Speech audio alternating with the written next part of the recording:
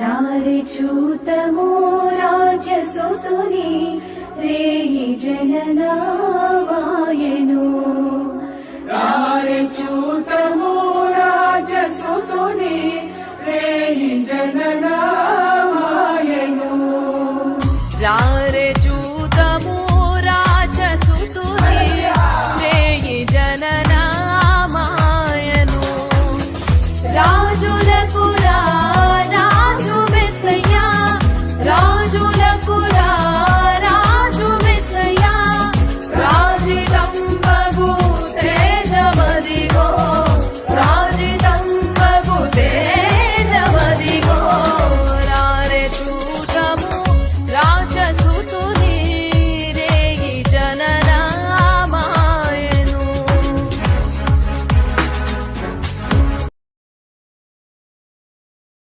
దేవునికి స్తోత్రం. దేవుని యొక్క మహాకృపను బట్టి మరి ఆదివారం దినము దేవుని సన్నిధిలోని నిలబడి దేవుని గురించి అని మాటలు చెప్పడానికి దేవుడు ఇచ్చిన అవకాశం బట్టి దేవదేవుని మహింకలును గాక.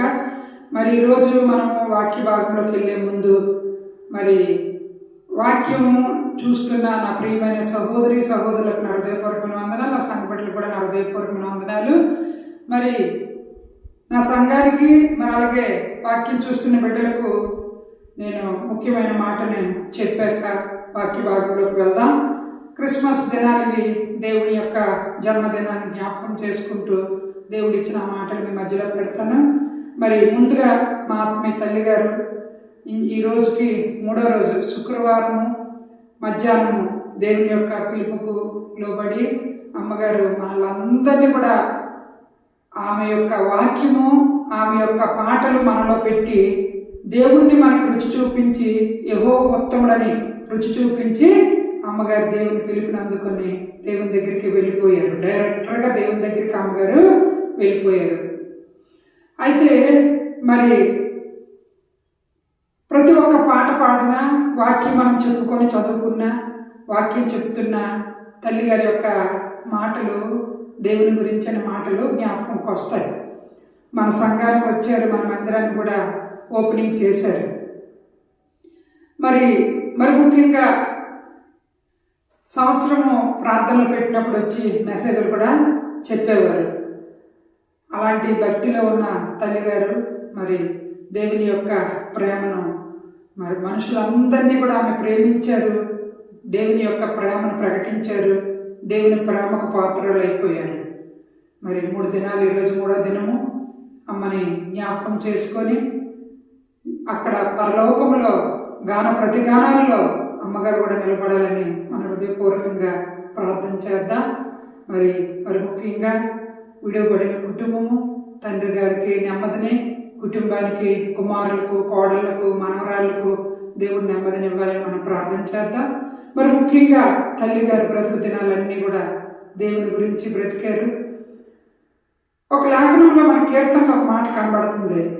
ఆ మాట ఏమనంటే దావీదుని దేవుడు ఎంతగానో ప్రేమించాడు. అక్కడ చదువుకుంటుండగా కీర్తన 89:20 ఒక మాట మనకు కనబడుతుంది. నా సేవకుడైన దావీదుని నేను కనుగొని ఉన్నాను, నా పరిశుద్ధ తైలముతో అతన్ని అభిషేకించి ఉన్నాను, నా చేయి ఎడతెగక అతనికి తోడై ఉండెను, నా బహుబలము అతన్ని బలపరిచెను. దావీదుకు దేవుడు బలపరిచాడు, చేయి తోడునిచ్చాడు. మరి అంతేకాదు నా సేవకుడైన దావీదుని నేను కనుగొని ఉన్నాను, నా పరిశుద్ధ తైలంతో అతన్ని అభిషేకించాను. దేవుడు తల్లిగారిని కనుగొని అభిషేకించి ఈ లోకానికి తల్లిగారిని మన అందరి కొరకు దేవుడి వైపు తిరగడానికి పంపించారు.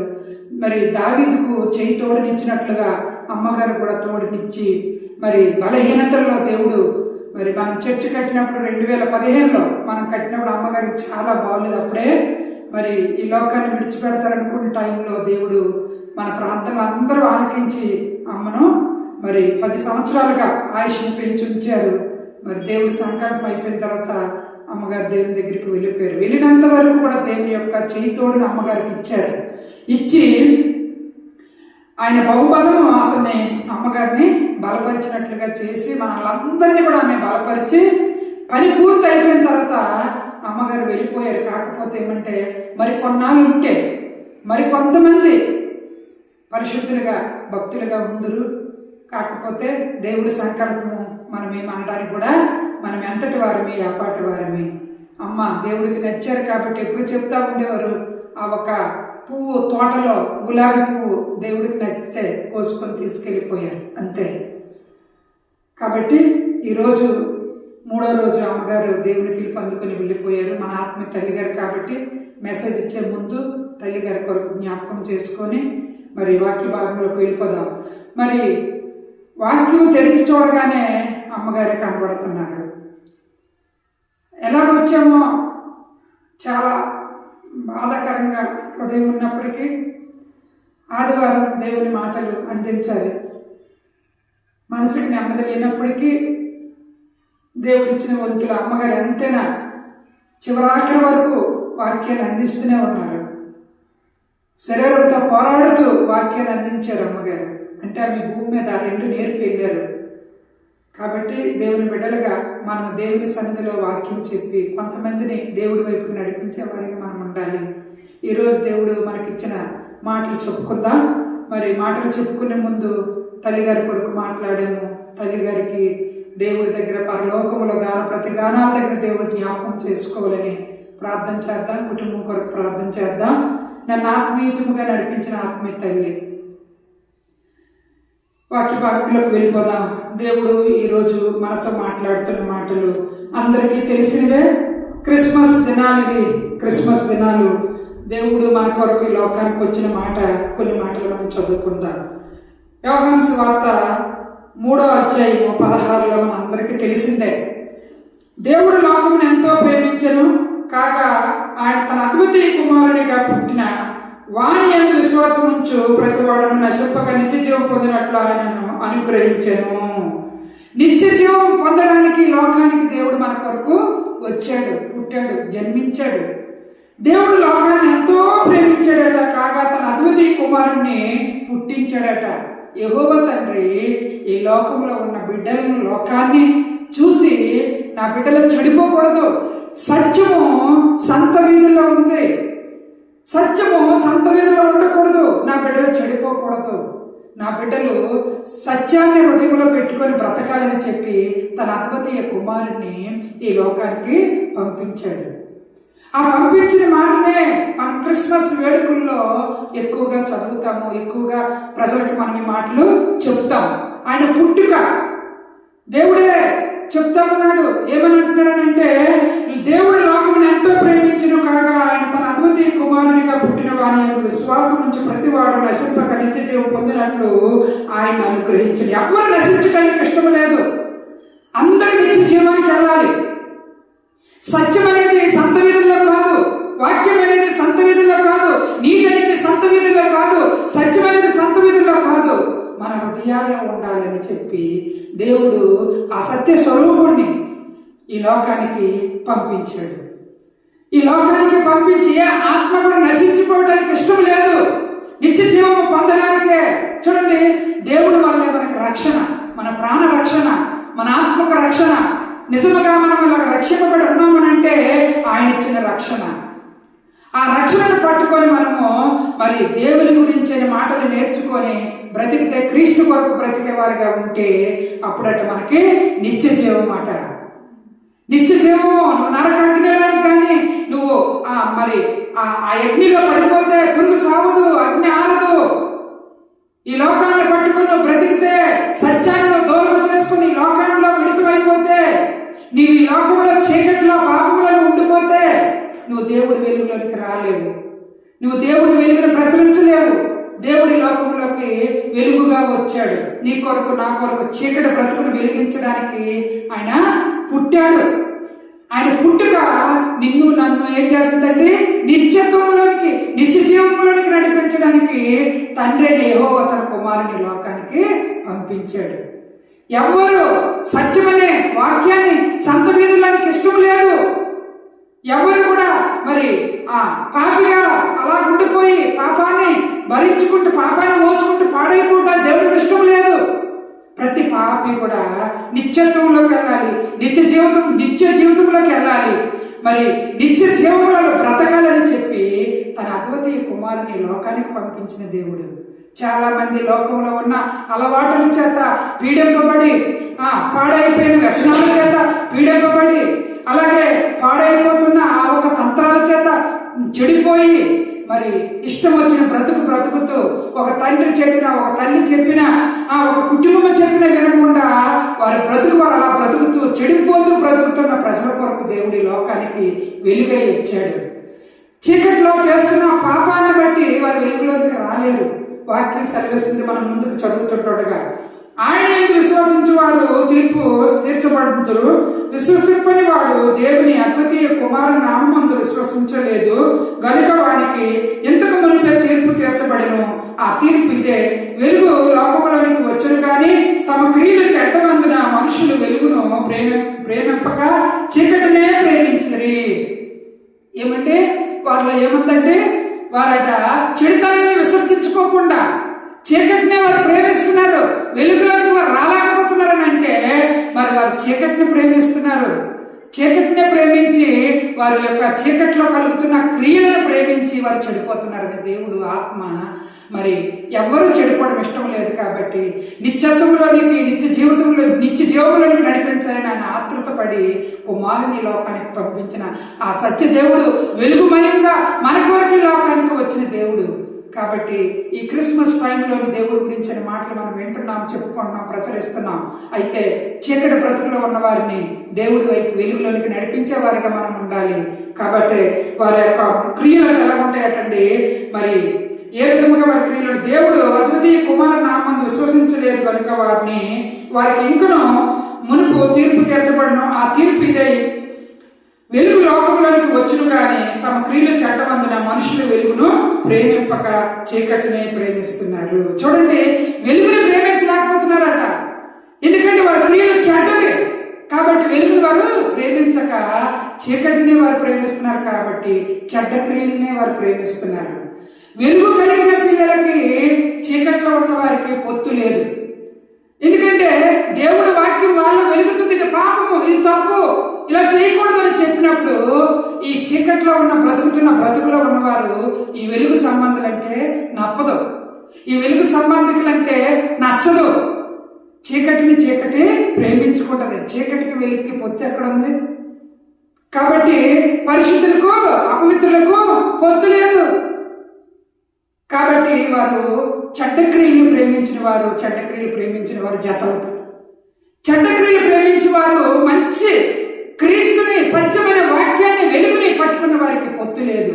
కాబట్టి జగడమే, కాబట్టి ఎప్పుడు అల్లరే, కాబట్టి ఎప్పుడు కూడా మనశ్శాంతి ఉండదు, నెమ్మది ఉండదు. అలాంటి వారి కొరకు మనం ఎన్నో ప్రార్థనలు చేస్తున్నాం, వారి బ్రతుకుని చూస్తున్నాం, ప్రార్థిస్తున్నాం. దేవుడి సమయం వరకు మనము ఏం చెయ్యాలి? కనిపెట్టాలి, ప్రార్థించాలి. దేవుడు చిత్తం. దేవుడు ఎలాంటి భయంకరమైన స్థితిలో ఉన్నవారిని దేవుడు మార్చగలిగిన సమర్థన మనం కలిగి ఉన్నాం. కాబట్టి వారి క్రియలు చెడ్డవే కాబట్టి వారేమన్నా చీకటినే ప్రేమిస్తారట. మరి నీ క్రియలు చెడ్డవా, నా క్రియలు చెడ్డవా, మన క్రియలు చెడ్డవా? మనది మంచి క్రియల్లో మనం ఉండి మనం క్రీస్తుని ప్రేమించేవారుగా, మనం వెలుగుని ప్రేమించేవారుగా ఉండాలి. ఆయన వెలుగుమయంగా లోకానికి వచ్చాడు. మరి దేవుడు దివిలో అనేకమైన వెలుగులతో ఉన్నవాడు. భూమిలో ఈ చీకటి ప్రపంచం, చీకటి పారద్రోలాల వెలుగుని ఇక్కడ నేను ప్రసాదించాలని చెప్పి వెలుగుమయంగా దేవుడి లోకానికి వచ్చాడు. నిన్ను నన్ను వెలిగిస్తున్నాడు. నీలో నాలో ఈ వెలుగు ఉందని అంటే మనం ఎన్నంటే ఉండి ఆయన మనలో వెలుగుతున్నాడు. కాబట్టి దేవుని ఆత్మ, దేవుని జ్యోతి నీలో నాలో వెలుగుతుంది. కాబట్టి నీకు నాకు విలువ, గౌరవం. చీకటిని చీకటి క్రియలు వెంటాడుతున్న వారికి గౌరవం ఉండదు, విలువ ఉండదు. వారి బ్రతుకు చీకటిని మార్చుకోకపోతే దేవుడు మరి వారిలోనికి వెళ్తానన్నప్పుడు వారు ఇంకా చీకటినే ప్రేమిస్తుంటుండగా దేవుడి వైపుకి ఎప్పుడు చూస్తారు? దేవుడు వెలుగుని ఎప్పుడు వారు ఆకర్షించుకుంటారు? దేవుడు ప్రతి పాపిని కూడా విడిచిపెట్టడు. టైం పడుతుంది. అంతవరకు మనం ఓపికతో ప్రార్థన చేయాలి. దేవుడి యొక్క లేఖనం చదివిస్తున్నట్లుగా ఇక్కడ మనం చదువుకున్న వాటిలో ఏముందంటే, క్రియలు చెడ్డవి మనుషులు వెలుగును ప్రేమింపగా చీకటిని ప్రేమించారు. దుష్కార్యము చేయి ప్రతివాడు వెలుగును ద్వేషించును, తన క్రియలు దుష్క్రియలుగా కనబడినట్లు వెలుగునంతకు రాడు. చూడండి అంత మాట. దుష్క్రియలు చేసిన వాడు వెలుగు దగ్గర రావడానికి ఇష్టపడ్డు. బయట బయట బయట బయట బయట బయట అనేకమైనవి చేస్తారు, లోపలికి రావడానికి ఇష్టపడరు. ఎందుకంటే చీకటి పనులని, చీకటిలో ఉన్న ఆ భయంకరమైనవన్నీ కూడా వారి గుణ లక్షణాలు వారి హృదయాల్లో ఏలుతూ ఉంటాయి. కాబట్టి వాక్యం అనే వెలుగు దగ్గరికి రాలేరు, వాక్యం చదవలేరు, దేవుని గురించిన మాటలు చెప్పలేరు. ఆ భయము వారిని పట్టి పీడిస్తూ ఉంటుంది. కానీ నీవు నేను ఆయన యొక్క సత్యమైన వాక్యాన్ని ధరించుకుని ఉంటే, సత్యమైన దేవుని యొక్క మాటలు మనలో ఉంటే సత్యము సర్వస్వతంత్రులుగా చేస్తుందట. సత్యము నీవు నేను అనుగ్రహించుంటే సర్వస్వతంత్రులుగా చేస్తుందట. ఎవరు అవాయిడ్ చేసినా దేవుడి మట్టుగా స్వతంత్రులుగా చేసేటట్లుగా దేవుడు చేస్తాడట. కాబట్టి ఆ సత్యమైన వాక్యాన్ని నీవు నేను పట్టుకొని దేవుని గురించి వెలుగాల, దేవుని గురించి ప్రచురించాలా. ఇదిగో ఇటు వారు ఏం చేస్తారటండి, మరి వారట వెలుగునందుకు ఎప్పుడు కూడా రాడట. ఆ వెలుగు కలిగిన మాటలు ఎప్పుడు కూడా వినడట. ఎందుకంటే వారిలో పాపం అనే దుష్క్రియలు అనే చీకటాల్లో ఉంది. ఎప్పుడైతే వాడు వచ్చి దేవుని దగ్గర మోకరిస్తాడో ఆ పాపము, ఆ చీకటి పోతుంది, దేవుని వాక్యము చోటు చేసుకుంటుంది. సత్యవార్తుడైతే తన క్రియలను దేవుని మూలముగా చేయబడి ఉన్నవని ప్రత్యక్షపరచబడినట్లు వెలుగునందుకు వచ్చెను. చూసారా, సత్యవాక్యం అయితే, సత్యవర్తకుడైతే తన క్రియలను దేవుని మూలముగా చేయబడి ఉన్నవని ప్రత్యక్షపరచబడినట్లు వెలుగునందుకే వస్తాడట. వాక్యం ఎప్పుడైతే నీలో నాలో పనిస్తుందో, నీలో నాలో వాక్యం ఎప్పుడైతే ఉంటుందో, దేవుని ఎప్పుడైతే మనం నిలబెట్టుకొని మన హృదయంలో ఉంచుకుంటామో అప్పుడే నీవు నేనట దేవుని గురించి వెలిగిన వారిగా ప్రత్యక్షపరచబడినట్లు వెలుగునందుకు వస్తామట. వెలుగునందునే ఉంటామట. దేవుని మాటలు ఎక్కడ ప్రార్థన అయినా, ఎక్కడ పాటలు వినబడినా, ఎక్కడ దేవుని సువార్త వినబడినా, వారు పిలకపోయినా ఆ స్థలం దగ్గరికి వెళ్ళిపోవాలనిపిస్తుంది. అక్కడ నేను నిలబడాలి, ఆ పాటల్లో నేను ఉండాలి. ఈ మధ్యకాలంలో మేము మా ఇంటి కొత్త ఇంటి దగ్గర నుండి హౌస్ దగ్గర నుండి అటుపక్క పాటలు వింటాం. చాలా చప్పట్లు కొడుతూ, చాలా సౌండ్లు చేస్తూ చక్కగా పాటలు పాడుతూ ఆరాధిస్తుంటారు. ఆరాధించిన టైంలో నేను అనుకోండి, అయ్యా రాత్రి కూడా చేస్తారు, ఎక్కువగా ఎంతో బాగా ఆరాధిస్తున్నారు, ఎంతో బాగా చప్పట్లు కొడుతున్నారు, ఏకకంఠంతో స్వరంతో నిన్ను ఆరాధిస్తున్నారయ్యా. ఆ స్థలం దగ్గరికి వెళ్ళిపోయినంత ఆ ప్రేమ, ఆ వెలుగు, ఆ దగ్గరికి పరిగెట్టాలని ఒక హృదయంలో అభిలాష పుడతారు. అక్కడే నిలబడతాను. వారు ఆరాధిస్తున్నప్పుడు నేను కూడా నా చెవులో పడినప్పుడు ఆరాధిస్తుంటాను దేవుణ్ణి. కాకపోతే దేవుని ప్రజలుగా దేవుడు ఈరోజు మనకి ఇచ్చిన సందేశాన్ని పట్టుకొని మనము వెలుగు దగ్గర మనం ఉండాలి. చీకటికి చోటు లేదు, దేవుడు వెలుగే మనలో వెలగాలి. కాబట్టి దేవుని ప్రజలుగా దేవుడి లోకాన్ని ఎంతో ప్రేమించాడు, తన అద్వితీయ కుమారుణ్ణి మన కొరకు పుట్టించాడనే మాట మనం గ్రహించాలి. నాయనా, నా చీకటి పోవాలంటే నీవు నాలో పుట్టాలి, నా హృదయంలో పుట్టాలి. నిత్యత్వంలోనికి, నిత్య రాజ్యంలోనికి, నిత్య జీవంలోనికి మేము వెళ్ళాలని అంటే నాయనా నువ్వు నా కొరకు పుట్టావు, నా హృదయంలో నీ వెలుగు ఉండాలయ్యా. అప్పుడు నేను నిత్య జీవానికి వారసురాలను అనే మాటను మనం గ్రహించాలని దేవుడు లేఖనాలు సెలవిస్తున్నాయి. ఎప్పుడు కూడా మనం ఈ మాటే చెప్పుకుంటాం. ఈ మాటే క్రిస్మస్ టైంలో ఎక్కువగా వింటాం. మాకు తల్లిగారి నోటి నుండి ఎక్కువగా ఈ మాట వచ్చేది. దేవుడు లోకమును ఎంతో ప్రేమించేది, ఇదే మాట ఎప్పుడు కూడా తల్లిగారు క్రిస్మస్ టైంలో చెప్తా ఉండేవారు. కాబట్టి దేవుని బిడ్డలుగా దేవుడిచ్చిన ఈ యొక్క మాటను మన దేవుడు అద్వితీయ కుమారుణ్ణి నీ కొరకు నా కొరకు పుట్టించాడనే మాటను మనం గ్రహించాలి. పుట్టుక దినాలు ఇవన్నీ మరి కొద్ది రోజుల్లో క్రిస్మస్ చర్చిల్లో పెట్టుకుంటారు, వీధుల్లో పెట్టుకుంటాం, దేవుణ్ణి ఆరాధించుకుంటాం. మరి కొద్ది రోజుల్లో క్రిస్మస్ టైం దగ్గరికి వచ్చింది. నీ కొరకు నా కొరకు పుట్టిన దేవుణ్ణి నీ పక్కనున్న వారిని, నీ ఇరుపొరుగు ఉన్న వారికి చెప్తున్నావా, అమ్మా యేసుక్రీస్తు మన కొరకు పుట్టాడు, ఇదిగో ఆయన ఈ వెలుగులోని మన కొరకు వెలుగునిచ్చాడు. చీకట్లో ఉండకూడదు, మనం వెలుగులో ఉండాలి, సత్యవాక్యాన్ని మనలో ఉంచుకోవాలి, దేవుని దగ్గరికి మనం వెళ్ళాలమ్మా అని మనం ఉన్నవారికి చెప్పి దేవుడి వైపుకి నడిపించాలి. పరిశుద్ధాత్మ దేవుడు ఆశిస్తున్నది అది ఒక్కటే, నీ నుండి నా నుండి కోడ్లు దూడలు డబ్బు ధనము కోరలేదు. కానీ ఒకటి, నీవు సత్యాన్ని తెలుసుకున్నావు, ఇతరులకు కూడా సత్యం చెప్పాలి. సత్యవంతుడి లోకాన్ని వచ్చాడు, మన కొరకు పుట్టాడు. వాక్యము లేఖనాల్లో నెరవేరబడ్డాయి, లేఖనాల్లో రాయబడ్డాయి. ఈ లేఖనాలను బట్టి దేవుడు నిజముగా ఈ లోకానికి వచ్చి ఈ నిజమైన సువార్తను, సత్యవార్తను దేవుడు ప్రకటించాడని ప్రజలకు చీకట్లో ఉన్న వారికి ఆయన వెలుగులోని మనం తీసుకొచ్చేవారిగా ఉండాలని దేవుడు ఆశిస్తున్నాడు. నీ హృదయాభిలాష నా హృదయాభిలాషలు ఉన్నప్పుడు మనము వెలుగులో ఉండి అనేక మందికి వెలుగులోనికి నడిపించేవారిగా మనం ఉంటాము. చీకటికి వెలుగుకి ఎప్పుడు పొత్తు లేదు. కాకపోతే వెలుగులో ఉన్న వారికి చీకట్లో ఉన్న వారికి సాంగత్యం చాలా కష్టం. చీకటి క్రియలో ఉన్న వారికి పొత్తు, వెలుగుకి చీకటికి పొత్తు లేదు. కాబట్టి దేవుని బిడ్డలుగా సత్యవార్తను మనం ప్రకటించే వారికి ఉండాలా.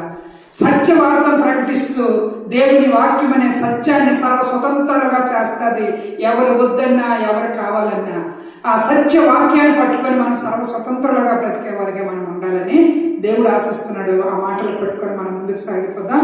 ఇవి క్రిస్మస్ టైంలు కాబట్టి చిన్నగా కొంత మనం దేవుని గణపరిచి పాట పాడదాము. నిన్ను చూడగా వచ్చినాడురా దేవదేవుడు. మళ్ళా కొట్టండి, కంచెలు కొట్టండి. నిన్ను చూడగా వచ్చినాడురా దేవదేవుడు, గొప్ప రక్షణ తెచ్చినాడురా యేసునాథుడు. లోకమే సంతోషింపగా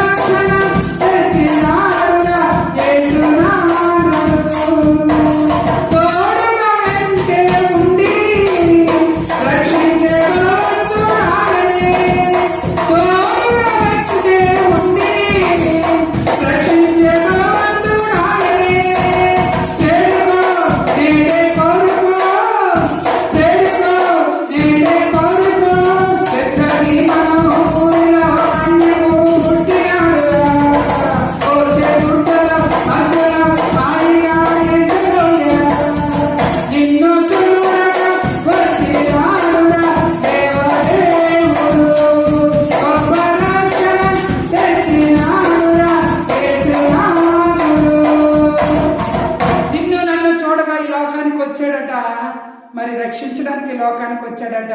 కాబట్టి మనం చదువుకున్న మాట, దేవుడు లోకమును ఎంతో ప్రేమించిన కాగా తన అద్వితీయ కుమారుని పుట్టించిన వాని అని విశ్వాసించిన ప్రతివాడు నశింపక నిత్య జీవం పొందుతాడనే మాట నెరవేర్చబడుతుంది. మనము నిత్య జీవాన్ని వెంట వెళ్ళేవారిగా మనం ఉండాలి. వెలుగులో మనం ఉండేవారిగా ఉండాలి. కళ్ళు మూసుకుందాం, ప్రార్థన